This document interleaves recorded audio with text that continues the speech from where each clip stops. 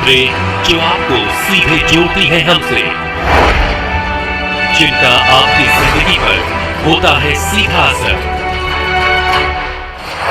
खबरों की वही तस्वीर, बिना बदले बिना डर, जज्बा सच का लिए, सच दिखाते हैं।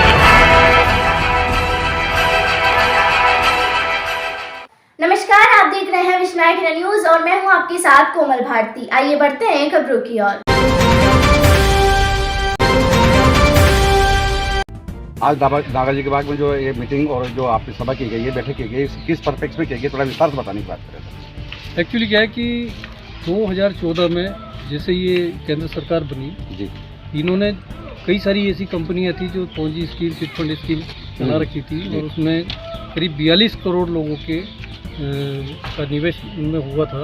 उन कंपनियों को इन्होंने जैसे ही सरकार बनी उनको बंद करवा दिया। ऐसी 3 लाख कंपनियां थी जिनको भारत सरकार ने बंद किया और उसमें 42 करोड़ लोगों के सारे पैसे उसमें फंस गए, डूब गए। जी सर, हम लोग शुरू से ये लड़ाई लड़ रहे हैं कि भाई इन लोगों का भुगतान करवाया जाए, लेकिन सरकार इसके लिए सुन नहीं रही। और 2019 में केंद्र सरकार ने एक कानून बनाया है, अनियमित जमा योजनाएं पाबंदी कानून 2019 के नाम से। ये 21 फरवरी 2019 को इसको लिया था, संसद में पास किया था। उसके बाद राज्यसभा में इसको पास किया और राष्ट्रपति से भी ये अनुमोदित हो चुका है। गजट नोटिफिकेशन इसकी हो चुकी है और 5 साल हो गए, लेकिन अभी तक इस कानून की अनुपालना ठीक से हमारे पूरे देश में नहीं हुई। जी। कुछ राज्य हैं जिन्होंने इसकी अनुपालना में सक्षम अधिकारी नियुक्त किए हैं और ठगी पीड़ितों से आवेदन लेना शुरू किया है, लेकिन हमारे राजस्थान में अभी तक कहीं भी इसका कोई भुगतान पटल की स्थापना नहीं की और कोई आवेदन अभी यहाँ पे स्वीकार नहीं किए जाते। चिट फंड कंपनी एक्ट के तहत जो इनके विरुद्ध जो कानून में प्रस्ताव किया गया था और इनके खिलाफ जो कानूनी कार्रवाई की गई थी, उनके पैसे भुगतान किए गए नहीं, आश्वासन दिया गया था केंद्र सरकार ने, उसके जो अभी तक नहीं हुआ है उसके बारे में आप क्या कहेंगे। मैं ये मान के चलता हूँ कि इसमें सरकार की जो नीयत है जी वो ठीक नहीं है, देने की जैसी नीयत नहीं है। वरना सरकार को ये पैसा अपनी जेब से नहीं देना। इन सब कंपनियों को जिनको भारत सरकार ने बंद किया है, उनके पास उनकी देनदारी से कई गुना संपत्तियां जो सरकार ने अटैच कर रखी। आरबीआई और सेबी का जो उनके भी अंतर्गत जो आती थी कंपनियां, उनको तो केंद्र सरकार देने का वादा करती थी, लेकिन क्यों नहीं दिया गया? सब वादा ही है, झूठा है। केवल वादे ही किए इन्होंने और सभी पीड़ितों से जो है अभी भी ये कह रहे हैं कि हम दिलाएंगे, चुनाव के बाद में हम देखेंगे इसके बारे में। और ये कानून बनने के बाद भी अभी पश्चिम बंगाल में भी प्रधानमंत्री जी कह रहे थे कि साहब मैं ईडी ने जो 3000 करोड़ रुपया जो अभी जब्त किया है, हम उसको गरीबों में बांटने का विकल्प खोज रहे हैं। जी। तो विकल्प तो ऑलरेडी बना हुआ है। जब 2019 में आपने ये कि कानून बहुत सख्त है, कानून बहुत अच्छा कानून है। ये कानून प्रत्येक पीड़ित को अपनी जमा राशि का 2 से 3 गुना भुगतान दिलाने का कानून है और ये टाइम बाउंड कानून है। 100 आवेदन करने के 180 दिन के अंदर ये भुगतान उसको सुनिश्चित हो जाना चाहिए। इस तरह का ये कानून है, लेकिन उसकी अनुपालना ठीक से नहीं करवा रहे। अभी देश में लोकसभा चुनाव चल रहे हैं और लोकसभा चुनाव में केंद्र सरकार का शासित प्रदेशों में भी चुनाव चल रहे हैं, और अब इस बारे में आप क्या कहना चाहेंगे? क्योंकि जब आपका काम नहीं है तो आपका मताधिकार नहीं है, तो क्या इसमें क्या कुछ? बिल्कुल, अगर सरकार नहीं अगर हमारी सुन रही है तो हम सरकार के खिलाफ जाएंगे। सरकार के खिलाफ जाएंगे या प्रतिपक्ष के खिलाफ जाएंगे? किसके खिलाफ जाएंगे? नहीं, जो प्रेजेंट में जो सरकार है उसके खिलाफ जाएंगे। अच्छा, यानी कि आप भाजपा के खिलाफ जा रहे हैं? जी, बिल्कुल जाना पड़ेगा अगर नहीं सुन रहे। हमारे पेज में और ही प्रतिनिधि मौजूद है, इनसे बात करेंगे। जो बात आ रही है आपसे मैं जानना चाहूँगा सर कि जुल्मा जब दिया था प्रधानमंत्री नरेंद्र मोदी जी ने कहा था कि हर व्यक्ति के खाते में 1.5 लाख रुपया आएंगे, वो नहीं आए तो क्या वो जुल्मा था? ये सब झूठा जुल्मा है सर, यानी कि झूठ और फेक है। और जब 2014 में इनकी सरकार बनी थी तभी ये सभी कंपनियां PSL, KBCL, सहारा, सभी अन्य कंपनियां सभी बंद कर दी गई और सभी का पैसा हड़प के न जाने क्या किया क्या नहीं किया इन्होंने गरीब लोगों को। और बाकी ये पैसे दिलाने के झूठ आश्वासन देके और गरीबों से वोट लेने की उम्मीद रख रहे हैं।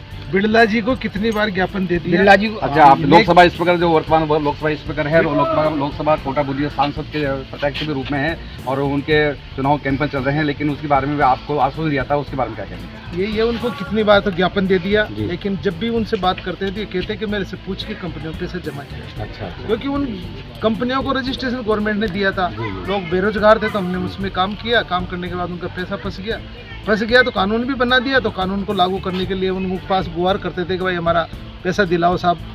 क्रेडिट सोसाइटी को लेकर बिरला जी को काफी अनुभव है और कोऑपरेटिव सोसाइटी को लेकर बिरला जी को अब काफी हम अनुभव है। अब उनको बताना चाहते हैं, गोल्ड सुख से लेकर क्रेडिट सोसाइटी से लेकर पर्स ग्रीन से लेकर आपको अन्य कंपनियों का जो पैसा जो लोग पीड़ित है उन लोगों का पैसा केंद्र सरकार द्वारा नहीं दिलाई जा रहा है, आपकी क्या मांग रहेगी फिर अगर मान लो नहीं मांगते? मानेंगे भी नहीं, हम भी उनके ठुकराएंगे, क्योंकि हमसे पूछ के थोड़े ही खड़े हुए हैं। मतलब काम नहीं तो वोट नहीं, वोट नहीं देंगे, कांग्रेस को वोट देंगे, जी सर, अपोजिट में देंगे उनके, जी जी। बिल्कुल नहीं देंगे। और हमारी जनसंख्या कम नहीं है, प्रत्येक घर में ठगी पीड़ित जरूर मिलेगा। और सबसे हम व्हाट्सएप के माध्यम से अभी तक कितने करोड़ रुपए का गबन हो चुका है, मतलब इसके माध्यम में जो अभी इसमें कम से कम 10,000 करोड़ के लगभग। अच्छा, अगर 10,000 करोड़ 10 लाख करोड़ अगर आता है तो बिल 42 करोड़ जनसंख्या हिंदुस्तान के अंदर हमारे टोटल 42,000। 4,000 बहुत धन्यवाद। हमारे बीच में और प्रतिनिधि मौजूद है। आप इस मीटिंग के बाद की बात मीटिंग इसीलिए यहाँ तय की गई थी जी कि जो वादे गवर्नमेंट ने करे थे और जो कानून बनाया गया था वो पूरी तरह से इम्प्लीमेंट नहीं है और ये इम्प्लीमेंट होना चाहिए। आप मतलब आप मताधिकार का प्रयोग करेंगे या नहीं करेंगे? बिल्कुल करेंगे। किसके पक्ष में करेंगे आप? जो ये वादा करे कि हम गरीबों का पैसा वापस लौटाएंगे उसके लिए हम उसके साथ हैं। बहुत बहुत धन्यवाद सर। आपका नाम बताएं। भीमसेन यादव। विस्तार से बताने की बात करें, आप क्या कह रहे थे? जो मोदी जी ने 2014 में लगभग 3 लाख कंपनियों को बंद करने के लिए बोले किसी ने मैंने बंद कर दी, तो उसके लिए कोई चूकी आवाज़ तक नहीं निकली। एक दिन में एक झटके में 3 लाख कंपनियों का। तो उसके बारे में जब इन्होंने देखा 2019 में बर्ड्स एक्ट 2019 से नियमित जमा पाबंदी योजना कानून लागू किया, लेकिन उसको पूरे देश में लागू करना चाहिए था। जो इन्होंने गारंटी दी है और आज पूरे भारत के अंदर एक मोदी जी की गारंटी चल रही है। हम भी मानते हैं कि मोदी जी गारंटियां देते हैं, लेकिन गारंटियों को पूरा करने का जिम्मा भी उन्हों को लेना चाहिए।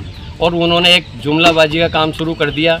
अगर आज ये 42 करोड़ जो पब्लिक है इनका भुगतान नहीं हो पा रहा है, जब एक देश से एक कानून बन रहा है तो पूरे देश में एक साथ लागू होना चाहिए। आज यूपी में लागू हो गया, वहाँ पे उन्होंने जो आवेदन लेना शुरू कर दिया और कहीं उत्तराखंड में चालू कर दिया, तो राजस्थान में क्यों नहीं करते हैं? बिल्कुल सही है। अब जब ऐसा गारंटी देते हैं तो हम गारंटी के खिलाफ जाएंगे। राजस्थान में डबल इंजन की सरकार बन चुकी है। डबल इंजन की सरकार बन गई, पहले भी गहलोत जी की थी, गहलोत जी ने कुछ नहीं किया है। तो जब गहलोत जी ने कुछ नहीं किया तो गहलोत जी की सरकार को उखाड़ने का काम किया, उसमें भी हमने बहिष्कार किया मतदान अभी का। लोकसभा चुनाव चल रहे हैं, लोकसभा चुनाव में निश्चित रूप से अगर ये अनाउंसमेंट होता है कि राजस्थान में बर्ड्स एक्ट 2019 लागू करके सक्षम अधिकारी के यहाँ पे अपना आवेदन लेने का प्रोफार्मा लगाया जाता है, तो हम निश्चित रूप से मोदी जी के साथ हैं, अन्यथा हम नहीं देंगे।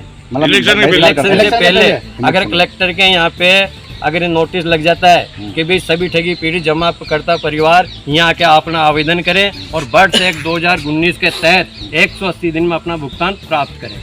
अगर ऐसा होता है तो हम पूर्ण रूप से आज की बैठक के बाद में आप ज्ञापन प्रतिवेदन का कलेक्टर महोदय को देंगे? आप बिल्कुल कलेक्टर साहब को हम ज्ञापन देंगे, वो हमारे पास ये ज्ञापन रहा, मुख्यमंत्री महोदय का देंगे, प्रधानमंत्री जी को भी देंगे, मुख्यमंत्री जी को भी देंगे, कलेक्टर साहब को भी देंगे।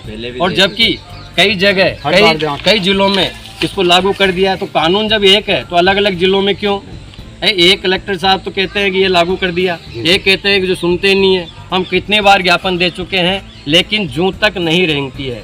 दिल्ली में भी हमने कई तरह की मीटिंगें करी है और बीजेपी कार्यालय में भी करी है, वहाँ भी उनके जो मंत्री भेजे थे मोदी जी ने वो पूर्ण रूप से गारंटी दे के गए। अभी हमने ताल कटोरे में मीटिंग करी, उन्होंने भी उनका प्रतिनिधित्व भेजा, लेकिन उसके ऊपर कोई कार्रवाई नहीं हो रही है। तो हम मोदी जी की गारंटी के खिलाफ जाएंगे अगर हमारे साथ ऐसा हुआ तो। बहुत बहुत धन्यवाद सर। आपका नाम बताएं। राजेंद्र प्रसाद शर्मा, जिला महासचिव कोटा राजस्थान।